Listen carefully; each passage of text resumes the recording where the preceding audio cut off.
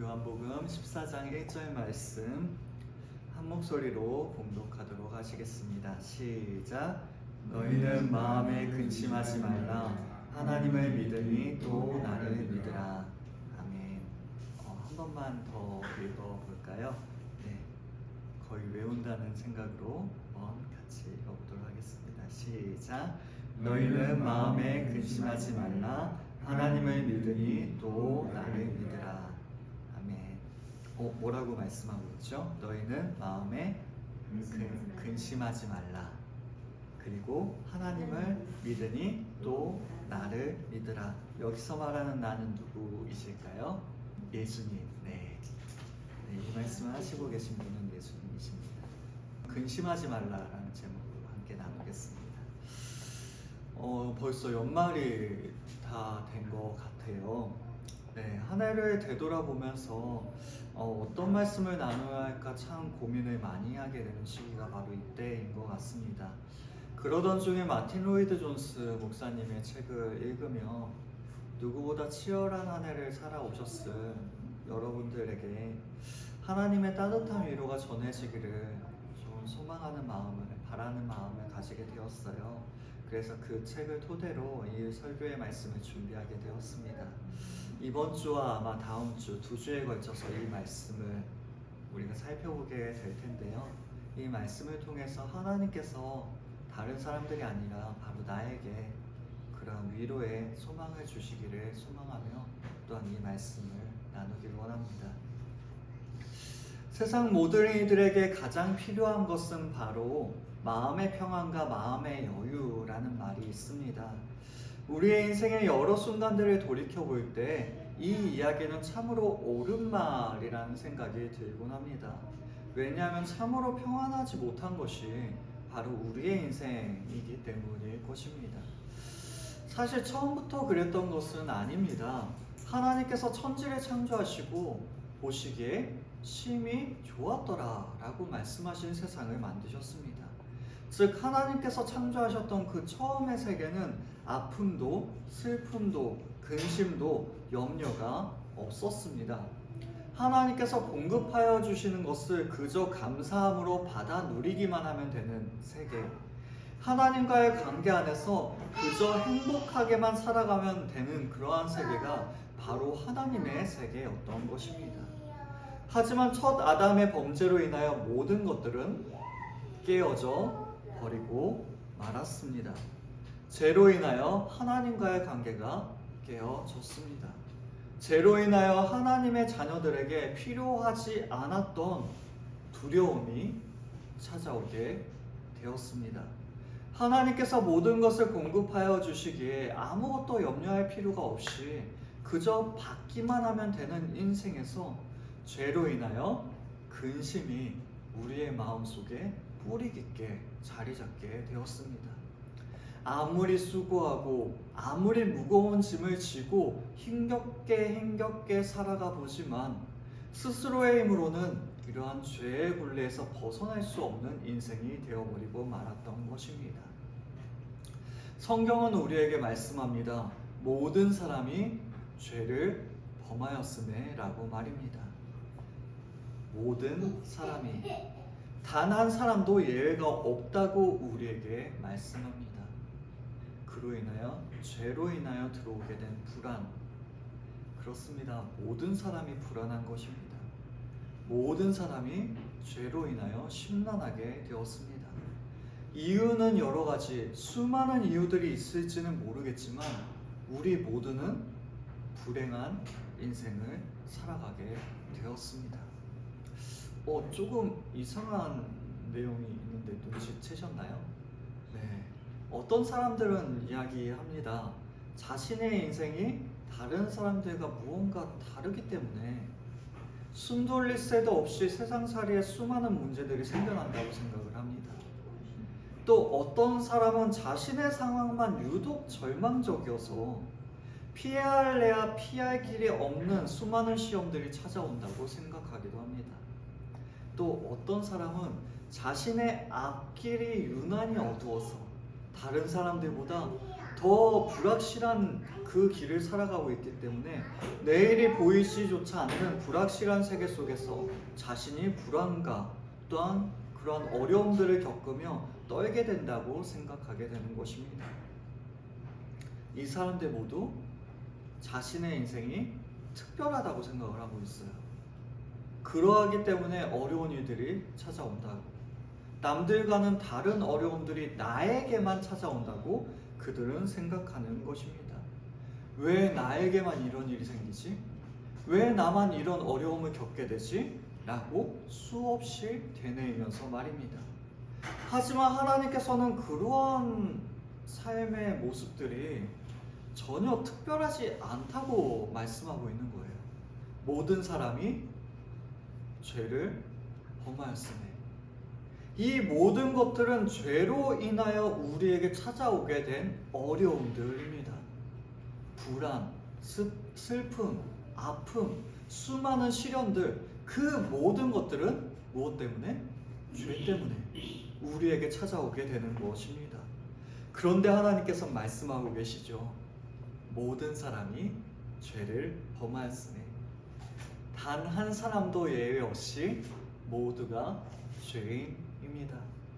따라서 단 한 사람도 예외 없이 모두가 불안해하는 것입니다. 단 한 사람도 예외가 없습니다. 모두가 근심하는 인생을 살아가게 됩니다.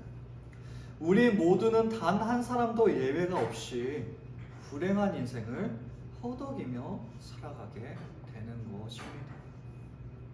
때때로 우리들은 만나게 되는 사람들이 또 있어요. 진짜 아무런 근심 걱정도 없어 보이는 아주 해맑아 보이는 사람 말이죠. 그렇다면 그러한 사람들은 근심 걱정이 없는 것일까요? 네, 그렇지 않아요. 아무리 해맑은 사람이라도, 아무리 인생의 어려움을 겪지 않는 것만 같아 보이는 사람일지라도 자신의 나름의 어려움은 누구에게나 있는 것입니다. 우리도 그런 적 있죠. 진짜 너무 힘든 일이 있는데 겉으로는 괜찮은 척. 그게 진짜 힘들면 힘들수록 더 괜찮은 척 하면서 우리는 살아갈 때가 있어요. 다시 말해, 겉모습만 봐서는 그 사람 내면의 어려움을 우리는 다 파악할 수가 없는 것입니다. 즉, 우리의 마음속엔 누구나, 그리고 모두가 다 어려움을 지니고 살아가는 것이 바로 이 땅의 삶인 것입니다. 유독 내 인생만 그런 것이 아니라 범죄한 모든 사람들의 인생은 비극적일 수밖에 없습니다. 내 인생이 특별해서 고난이 많은 것이 아니라, 내 인생이 다른 사람들과 달라서 고단한 인생을 살아가는 것이 아니라, 이 땅을 살아가는 우리의 평범한 모습이 바로 수많은 고난과 수많은 어려움, 그리고 고단한 인생을 살아가는 것이 바로 우리들이라고 주님께서 말씀하고 계신 것입니다. 나만 그런 것이 아니라 모두가 다 그런 것입니다. 벌써 좀 위로가 되는 것 같아요. 네. 일반적인 상담의 현장에서 나만 그런 것이 아니다라는 것을 알게 되는 일은 매우 중요합니다. 왜냐하면 나와 비슷한 상황 속에 있는 사람들이 있기 때문에 나 또한 충분히 공감받을 수 있다라는 사실을 알게 되는 것이거든요. 그리고 그 어려움을 나 혼자서가 아니라 나와 비슷한 상황에 있는 사람들, 즉 함께 헤쳐나아갈 수 있는 사람들이 있다라는 사실을 알게 되어 힘과 용기를 얻을 수 있는 것이 바로 나만 그런 것이 아니다라는 사실을 알게 되는 것입니다. 하지만 하나님께서는 적당히 그 정도의 위로로 우리를 위로하시기를 원하시지 않으세요. 거기에서 멈추실 생각이 전혀 없으신 분이 바로 하나님이십니다. 비극적인 우리의 인생을 온전하게 그리고 완전하게 고치시기를 원하는 것이 바로 하나님의 마음인 것입니다. 도저히 해결할 수조차 없는 것 같은 우리의 눈앞의 모든 문제들을 그 강한 오른손으로 완전히 압도하여 뒤집어 엎으시길 원하세요. 도저히 해결될 수 없을 것 같은 그 모든 문제들을 하나님께서 친히 해결하여 주시기를 원하시는 것입니다. 우리의 무너진 마음들을 마치 무너진 적이 없었던 것처럼, 흔들린 적이 없었던 것처럼 견고하게 그리고 새롭게 회복하기를 원하시는 것이 바로 하나님의 마음인 것입니다. 그리고 절망적인 이 세상 속에서 견뎌낼 수 있는 힘을, 살아갈 수 있는 소망을 공급하시기를 원하는 것이 바로 하나님의 마음인 것입니다. 바로 그러한 말씀이, 바로 그러한 위로의 말씀이 오늘 우리에게 주어진 요한복음 14장 1절의 말씀입니다. 다시 한번 읽어볼게요. 제가 읽어드릴게요. 너희는 마음에 근심하지 말라. 하나님을 믿으니 또 나를 믿으라. 네, 너희는 마음에 근심하지 말라 라고 말씀하고 계시는 것입니다. 사실 이 말씀은 예수님께서 제자들에게 주셨던 말씀입니다. 지금 이 말씀을 듣고 있었던 제자들 역시도 우리와 같은 평범한 사람들이었어요. 주님께서 마음에 근심하지 말라라고 이야기하시는 것은 바로 제자들이 지금 뭐하고 있다는 이야기예요? 근심하고 있다라는 이야기인 것입니다. 그 제자들 역시도 인생의 기복을 겪기도 하였고요. 또 일상의 수많은 문제들을 만나기도 하였던 아주 평범한 사람들의 일상이었던 것입니다. 그러하기 때문에 그들 또한 우리와 같이 지금 낙심하고 있어요. 주님을 거의 3년 동안이나 따르며 주님과 매일같이 붙어서 함께하는 삶을 살았음에도 불구하고 이들 역시 근심하고 있는 것입니다. 그들이 낙심하고 있던 이유는 무엇이었을까요? 그것은 바로 주님의 말씀 때문이었습니다. 이제는 주님께서 그들을 떠나시게 되시리라는 그 말씀을 그들은 들었기 때문에 근심할 수밖에 없었던 것입니다. 이 말씀을 들은 제자들은 크게 놀랐고 또한 크게 상심했습니다. 그들은 근심과 불안에 사로잡히고 말았습니다. 갑자기 닥쳐오는 문제 앞에서 평안을 잃어버리게 되었습니다. 그렇다면 이제는 전에 살던 곳으로 되돌아가야 하는 것인가? 아무런 소망도 없었던 그 과거의 삶으로 되돌아가야 하는 것인가? 그들은 생각할 수밖에 없었던 것입니다. 이 걱정이 무엇이냐면요, 한마디로 정리하자면 주님 없이 어떻게 살지? 주님 없이 어떻게 살지? 라는 고민이었어요. 주님께서 떠나가시게 되었으니 우리는 다 망하게 되었다 라는 것이 바로 그들의 마음이었던 것입니다. 입으로는 표현하지 않았을지는 모르겠지만 그들은 분명 근심하고 있습니다.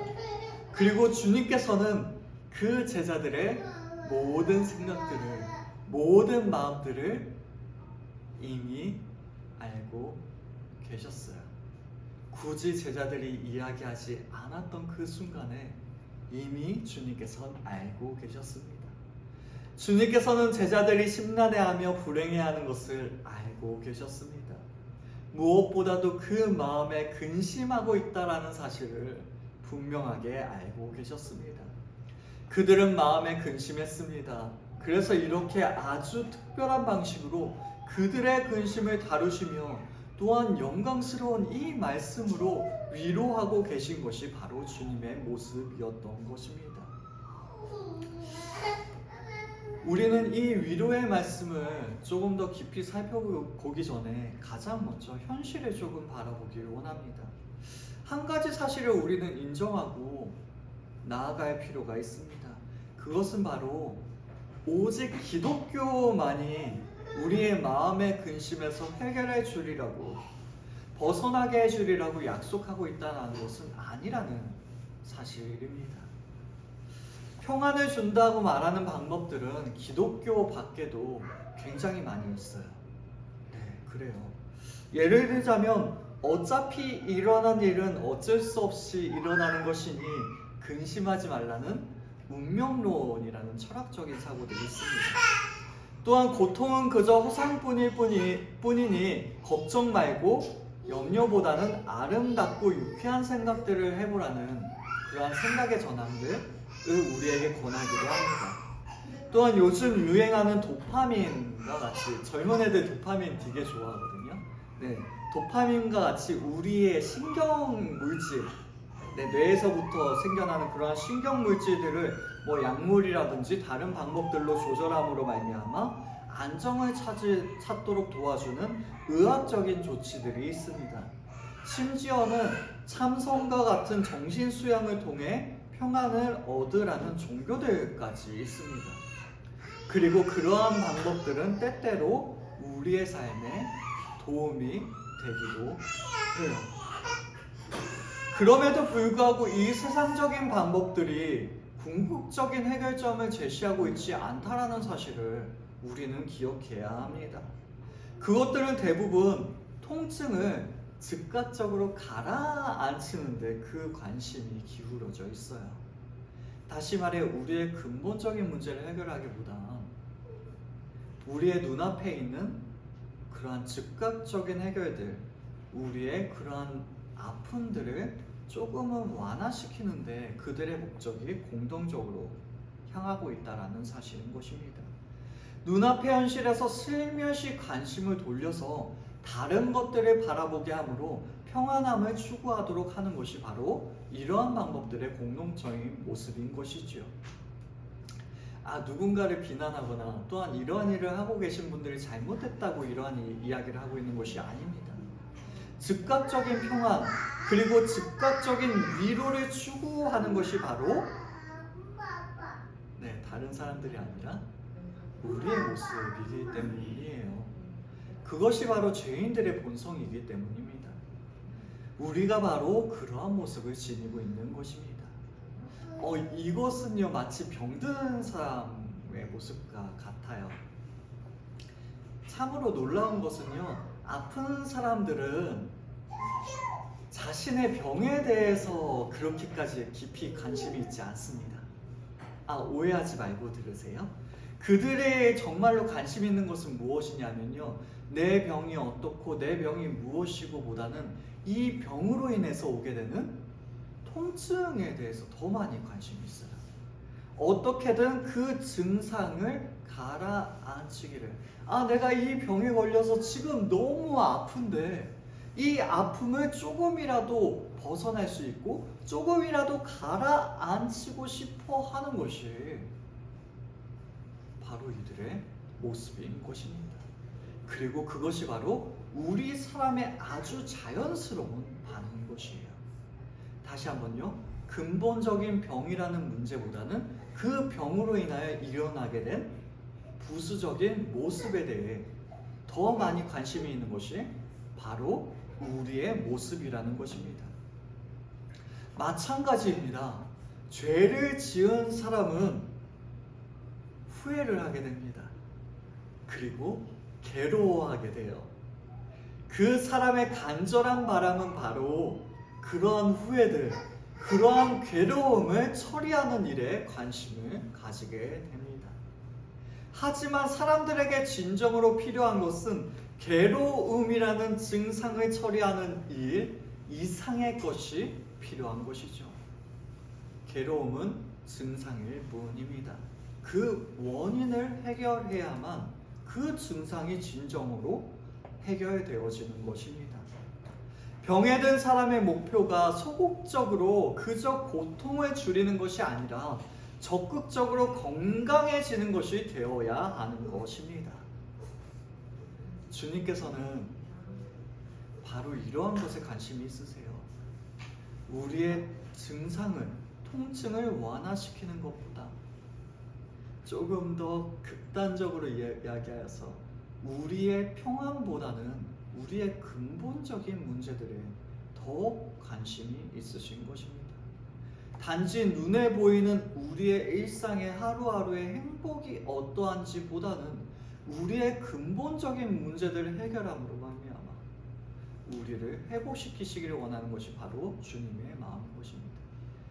그러면 우리의 근본적인 문제들이 해결되면 당연히 평안도 따라오게 돼요. 당연히 우리는 행복한 삶을 살아가게 돼요. 즉 주님께서는 근원적인 부분들을 만져주심으로 인하여 우리의 모든 것들을 회복하기를 원하시는 것입니다. 그리하여 성경은 우리에게 가혹하리만큼 현실을 직시하도록 합니다. 세상의 수많은 방법들은 현실에서 눈을 떼도록 많이 만들어요. 내 잘못이 아니야. 네 잘못이 아니야. 너가 문제가 아니라 주변의 것들이 문제야 라고 주변으로 시선을 돌립니다. 그 어려운 상황보다 조금 더 행복했던 기억들을 떠올려봐 라고 이야기하며 그 현실이 아니라 다른 것들로 계속해서 관심을 돌리도록 해요. 하지만 성경은 현실을 직시하도록 합니다. 사탄이 다스리고 있는 이 세상에는 난리와 난리 소문이 있다라고 우리에게 말씀하고 있어요. 따라서 세상에서는 너희가 환난을 당하게 되리라고 주님께서 말씀하고 있습니다. 세상이 어떻다고요? 난리와 난리의 소문. 그리고 우리가 환난을 받는 곳이 바로 이 땅이라고 주님께서 너무나도 진실을 우리에게 말씀하고 계신 것이죠. 숨김없이 우리의 죄악됨을 철저히 주님께서는 밝히십니다. 그리하여 우리의 전적인 무능함을 뼈아프리만큼 지적하고 계시는 것입니다. 최악의 현실에 대해 이야기하고 또한 그것을 듣는 것으로 또한 그 상황을 직시하지 않고서는 진정한 마음의 평안이 찾아오지 않기 때문에 주님께서는 우리에게 현실을 바라보라고 말씀하고 계시는 것입니다. 그 이야기를 듣고 현실을 직시할 때야말로 비로소 우리는 극복할 수 있기 때문입니다. 주님께서는 고통을 달래기만 하는 것이 아니라 그 병을 직시하고 그 병과 맞서 싸워 이기도록 하기 위하여 우리에게 현실을 바라보도록 하시는 것입니다. 그렇습니다. 복음은 우리로 현실을 대면하도록 합니다. 동시에 복음은 우리에게 찾아와 오늘의 말씀을 우리에게 전해주시는 것이죠. 현실을 바라보며 우리에게 이야기해 주십니다. 너희는 마음에 근심하지 말라 라고 말입니다. 이 이야기가 무엇이냐면요, 겟세마네 동산에 그 처절한 기도와 그리고 그 재판의 과정들, 그리고 십자가의 그 잔인한 처형의 과정을, 그 현장을 우리가 목도해야만, 그리고 그 몸이 다 찢겨져 무덤에 장사되었던 그 절망의 순간, 극한의 절망과 좌절의 현장을 빠짐없이 우리가 본 이후에야 우리는 부활의 영광을 만나게 된다라고 주님께서 말씀하고 계시는 것이에요. 현실의 터널, 어둠의 터널을 다 통과한 후에야 그 끝에 있는 새벽빛을 우리가 볼 수 있다라고 주님께서 말씀하고 있는 것입니다. 현실을 피한 이후에 평안을 찾는 것이 아니라 단지 그 평안이 목적이 되어서 우리의 고통을 줄여줄 그 평안만을 바라보고 가는 것이 아니라 그 현실의 처절한 삶을 모두 통과한 이후에 주님의 은혜를 진정으로 만나게 되는 것임을 우리에게 말씀하고 있는 것입니다. 조금 잔인하죠. 조금 무겁습니다. 그리고 내가 정말로 그 터널을 지날 수 있을까 걱정이 되고 염려가 됩니다. 참으로 감사한 것은 무엇이냐면요, 현실을 통과하는 그 모든 해결을 주님께서는 우리에게 떠넘기지 않으신다는 사실이에요. 주님께서는 언제나 하나님의 능력과 우리의 현실을, 우리의 모든 문제들을 연결시키세요. 다시 한번요. 주님께서는 우리에게 그러한 현실을 스스로 통과하라고 떠넘기지 아니하시고 언제나 하나님의 도우심과 그 모든 현실을 연결시키신다는 사실입니다. 주님께서는 우리에게 말씀하십니다. 너희는 마음에 근심하지 말라. 하지만 연약한 우리들이 현실을 직시하면 그 누가 근심하지 않을 수가 있겠습니까? 주님께서는 다시 우리에게 말씀하고 계시는 것입니다. 우리를 너무나도 잘 아시기 때문에 하나님을 믿으니 또 나를 믿으라 라고 주님께서 말씀하고 계신 것이에요. 다시 말해 하나님을 그리고 주님을 신뢰하라 라고 말씀하고 계시는 것입니다. 그것이 바로 참된 평강의 방법이다 라고 우리에게 말씀해 주고 계시는 것이지요. 하나님께서는 도대체 어떠한 분이시길래 주님께서 하나님을 믿으라 라고 이야기하고 계신 것일까요? 다윗은 이렇게 고백했습니다. 시편 27편 10절의 말씀입니다. 내 부모는 나를 버렸으나 여호와는 나를 영접하시리이다. 다시 한번요. 내 부모는 나를 버렸으나 여호와는 나를 영접하시리이다. 사람들 사이에서 가장 크고 헌신적인 사랑이 있다면 그것은 바로 부모님의 사랑일 것입니다. 하지만 아무리 부모라고 할지라도 결국에는 연약한 사람입니다. 그러하게 그 사랑에는 분명히 한계가 있을 수밖에 없습니다. 실제로 직접적으로 자식을 버리는 일이 일어나지 않을지라도 그 사랑이 흔들리는 순간은 언제나 존재할 수 있는 것입니다. 반면에 하나님의 사랑은 그 가장 큰 사랑이라고 이야기하는 부모의 사랑마저도 변하게 되었을 때에도 결코 변하지 않는다라고 우리에게 말씀하고 있습니다. 버려진 어린아이와 같이 홀로 내버려진 듯한 우리의 인생 속에 하나님의 사랑은 언제나 찾아와 주시고 부모의 사랑보다 지고지순한 사랑으로 우리를 보살펴 주시며 보호하여 주시는 분이 바로 하나님이심을 우리에게 말씀하고 있는 것이지요. 이사야 또한 이사야 49장 15절의 말씀에서 이렇게 우리에게 전해주고 있습니다. 여인이 어찌 그 젖먹는 자식을 잊겠으며 자기 태어난 아들을 긍휼히 여기지 않겠느냐. 그들은 혹시 잊을지라도 나는 너를 잊지 아니할 것이라. 젖먹이는 자식을 잊는 부모는 잊는 어머니는 아무도 없습니다. 하지만 그들이 그 자식을 잊는 순간이 올 때일지라도 하나님께서는 우리를 결코 잊지 아니하시리라고 말씀하고 있는 것입니다. 그 어떤 순간에도 우리를 버리지 아니하시는 분이 바로 누구의 하나님? 우리 하나님, 나의 하나님, 나의 아버지이신 것입니다. 그러하기에 우리는 하나님을 믿을 수 있습니다. 그러하기에 우리는 하나님을 신뢰할 수 있는 것입니다.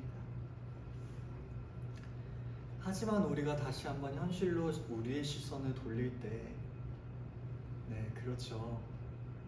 아무리 하나님께서 우리를 버리시지 아니하신다고 이야기할지라도 우리가 하나님을 신뢰하기란 여간 어렵지 않음을 우리는 수없이 경험하게 됩니다. 그리고 그것이 사실임을 우리는 깨달아 알게 돼요. 그것은 우리와 같은 평범한 사람들이었던 제자들의 모습 속에서도 주님의 말씀을 듣고 반응하는 그 제자들의 모습 속에서도 쉽게 발견할 수 있습니다. 요한복음 14장 8절의 말씀이에요. 눈으로 한번 따라와 보세요. 빌립이 이르되 주여 아버지를 우리에게 보여주옵소서 그리하면 족하겠나이다. 주님의 말씀을 들었던 빌립은 이렇게 이야기하고 있습니다. 주님, 하나님을 알 수만 있다면 우리가 좋겠습니다. 하지만 하늘에 계신 그 하나님을 우리 아버지로 그리고 나의 아버지로 생각하기라는 참으로 쉽지가 않습니다. 참으로 어려운 것이 바로 이 일인 것 같습니다. 주님 이라고 누가 이야기했다고요? 빌립이요. 예수님의 제자가 이러한 이야기를 하고 있는 것입니다. 그래서 주님께서는 9절에 이렇게 말씀하고 계십니다. 빌립아, 내가 이렇게 오래 너희와 함께 있으되 내가 나를 알지 못하느냐? 나를 본 자는 아버지를 보았다라고 말씀하고 계십니다. 이는 오늘 우리가 나누어 보았던 14장 1절의 말씀을 반복하는 말씀입니다. 하나님을 믿으니 또 나를 믿으라. 예수님을 믿지 않고서는 아버지를, 하나님을 결코 알 수 없다라는 것이 바로 주님의 말씀인 것입니다. 그리고 그 주님을 이미 믿고 있는 사람들이라면 누구든지 하나님을 본 사람들, 즉 하나님을 알고 있는 사람들이라고 주님께서 말씀하고 계시는 것입니다.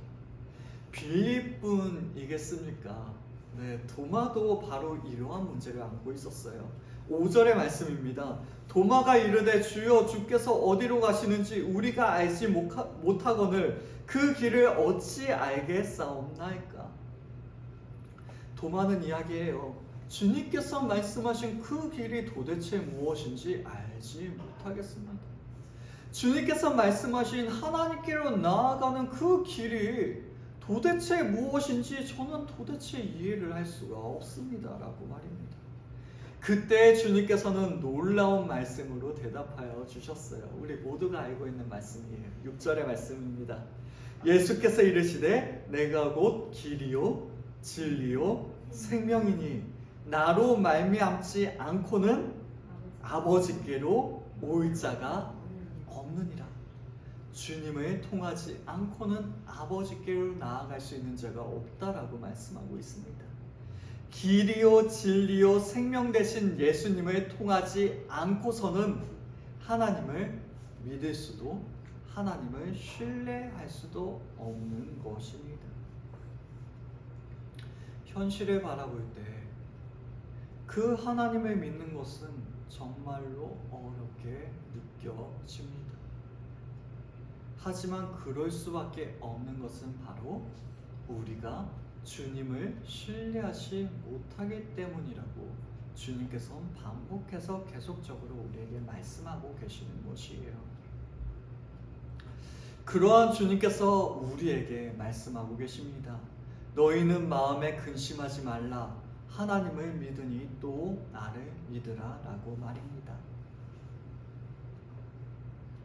주님께서 말씀하고 있죠. 현실을 바라보니 하나님을 믿는 것이 쉽지가 않으냐. 그러하게 나를 믿으라 라고 주님께서 말씀하고 계십니다. 그렇다면 이 말씀을 하시는 주님은 어떠한 분이십니까? 어떠한 분이시길래 나를 믿으라 라고 말씀하고 계실까요? 네, 멀리 갈 필요도 없는 것 같습니다. 이 말씀을 하셨던 시기를 우리가 살펴보는 것만으로도 우리는 충분히 알 수 있을 것 같아요.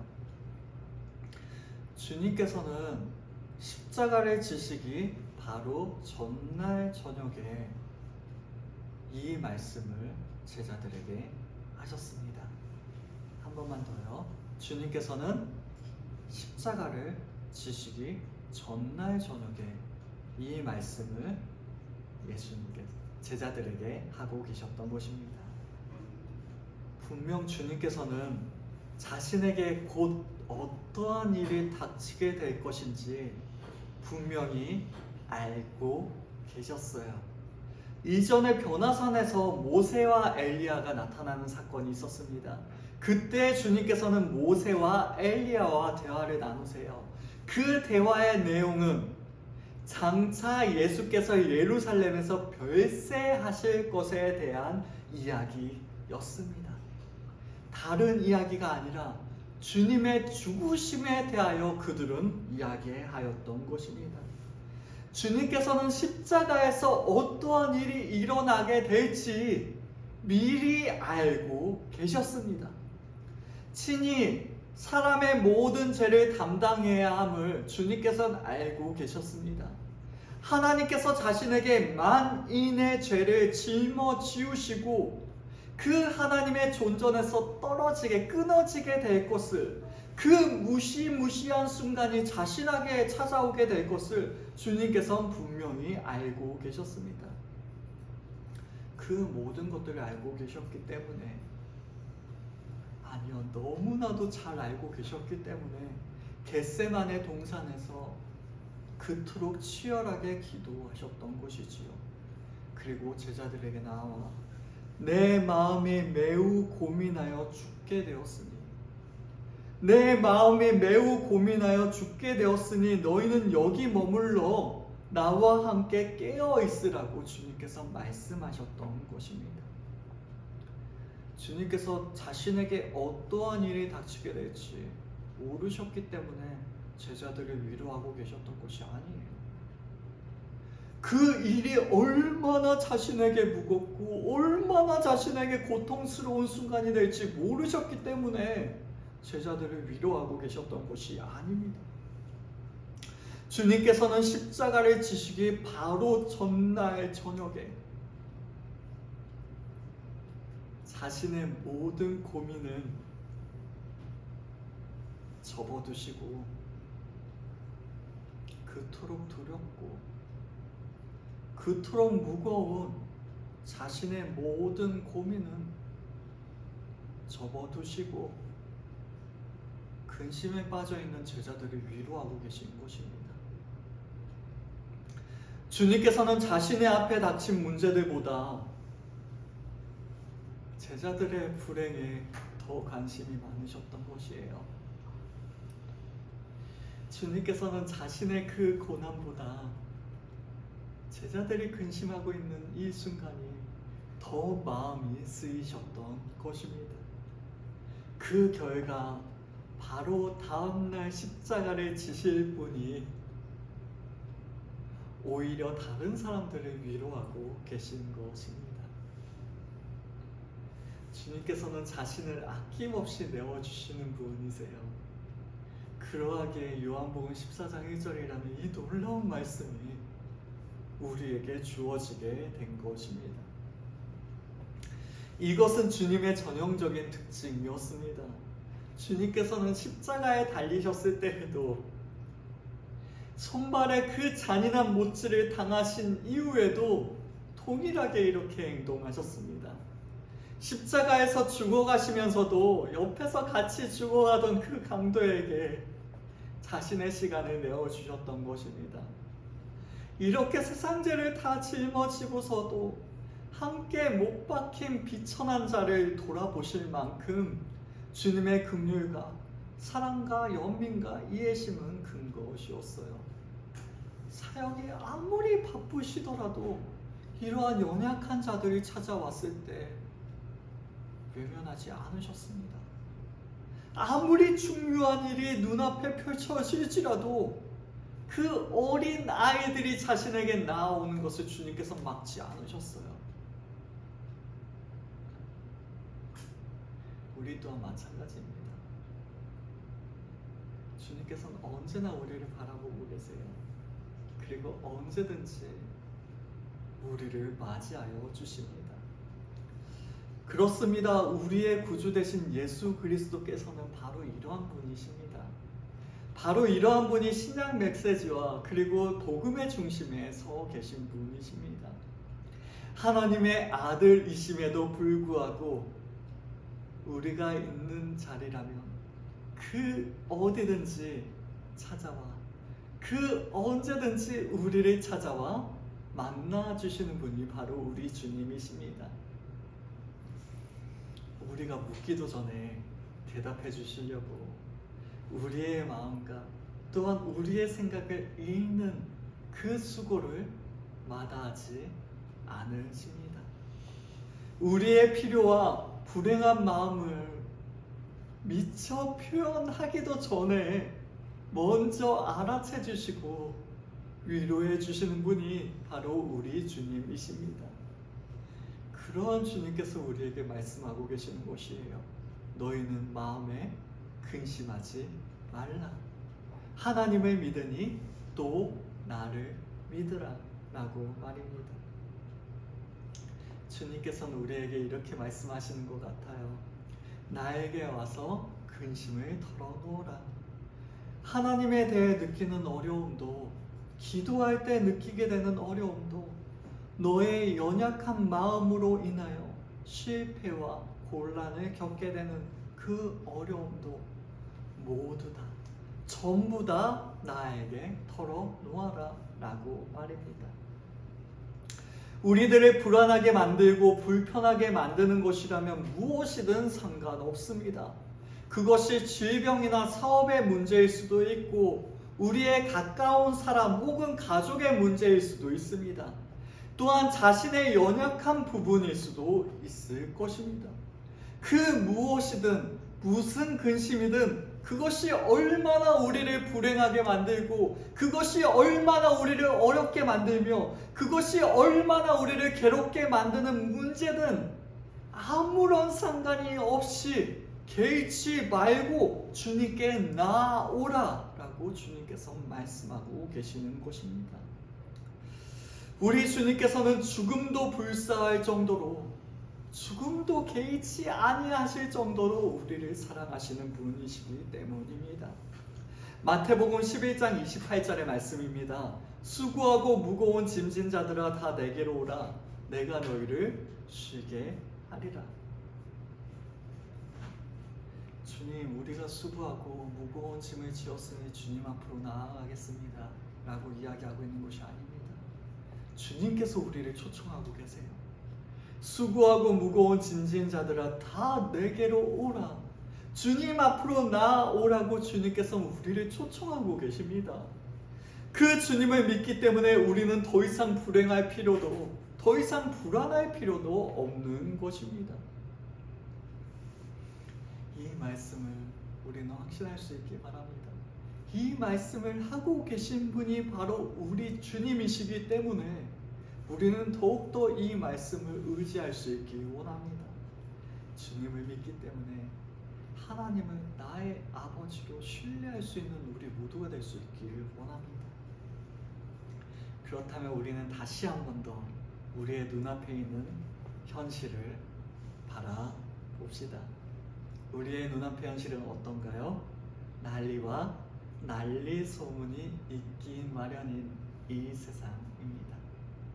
끝없이 환난을 당하며 우리의 평안을 앗아가는 수많은 어려움들이 있는 삶의 현장입니다. 말씀을 들을 때는 막 구름 위를 걷는 것 같다가 현실의 삶을 가려고 했더니 막 땅바닥에 이렇게 곤두박질 치는 땅바닥이면 괜찮죠? 땅바닥 아래에 있는 막 지옥까지 막 곤두박질 치는 듯한 느낌을 우리는 많이 받게 될 때가 있어요. 네, 그런 우리에게 현실을 바라보라고 말씀하고 있는 것이죠. 왜냐하면 우리의 현실 속에는 주님의 말씀이 있기 때문입니다. 주님께서 말씀하고 계세요.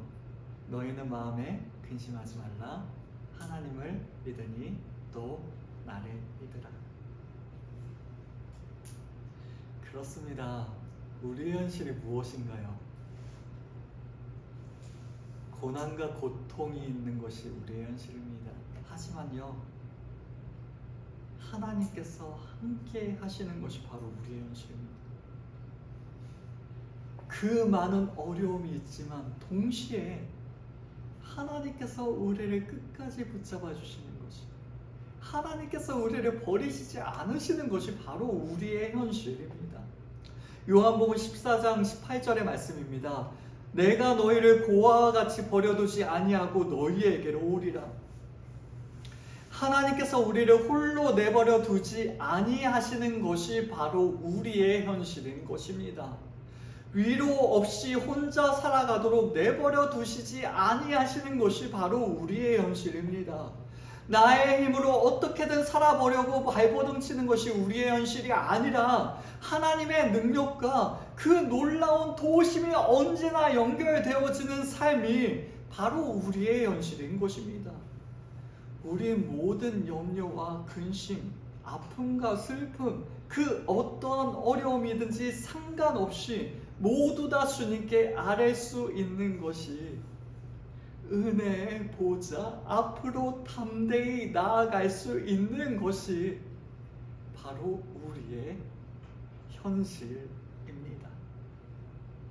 세상을 뚫고 나가 승리하신 분께서, 죽음과 무덤까지 정복하신 그분께서 너희는 마음에 근심하지 말라라고 말씀하고 계신 것이 바로 우리의 현실입니다.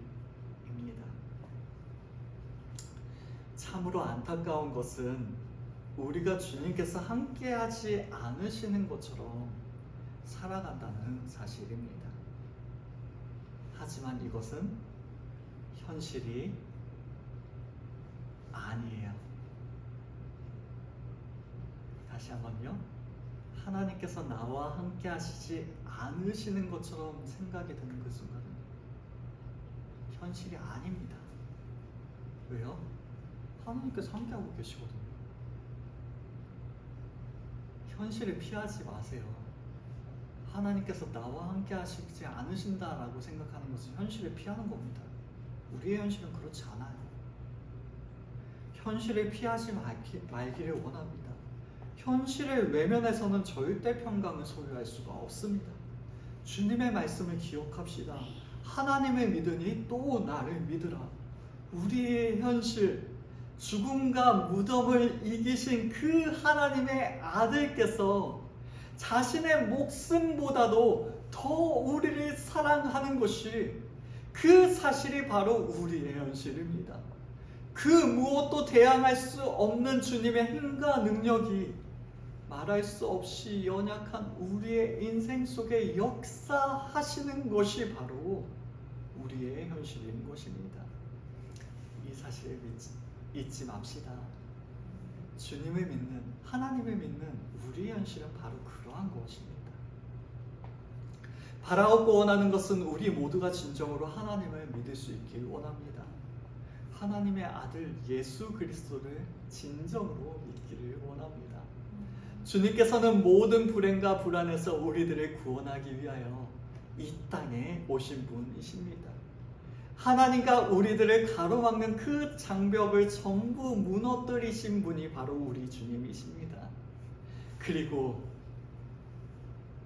바로 지금 이 자리에 우리와 함께 하신 분이 바로 우리 주님이십니다.